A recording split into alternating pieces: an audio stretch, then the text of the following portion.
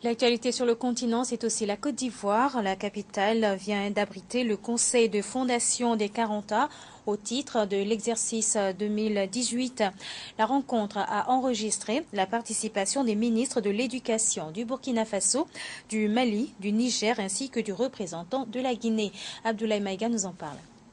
Le Conseil de fondation de l'exercice 2018 avait pour objectif général de présenter le bilan de la première année de la mise en œuvre du plan de relance de l'institution adopté par le Conseil de novembre 2017 tenu à Ouagadougou. L'administratrice générale de la Fondation 40A, Mme Houretou Diallo, a relevé que le taux d'alphabétisme se situe au-dessus de 50% pour l'espace 40A. Laquelle situation est d'autant plus préoccupante qu'elle impacte négativement le développement des États par la persistance de la pauvreté. L'engagement également des ministres sous le leadership de la présidente du Conseil de fondation a porté la fondation et les missions de la fondation auprès des chefs d'État de nos pays.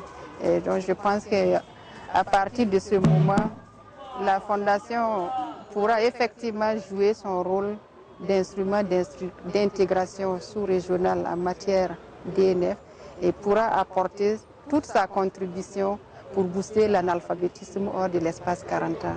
En termes de bilan, l'institution a enregistré des résultats probants à travers des échanges d'expériences et la mise à disposition d'outils consensuels comme les référentiels de formation des acteurs et les référentiels d'évaluation, certification des apprentissages en ANF.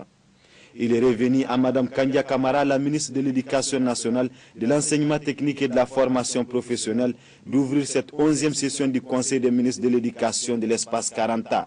Dans son discours, elle a souligné que selon l'UNESCO, toutes les sociétés où le taux d'alphabétisation a progressé, l'on a mesuré parallèlement une augmentation de la richesse nationale du produit intérieur brut et une diminution du nombre de personnes vivant en dessous d'un certain seuil de pauvreté.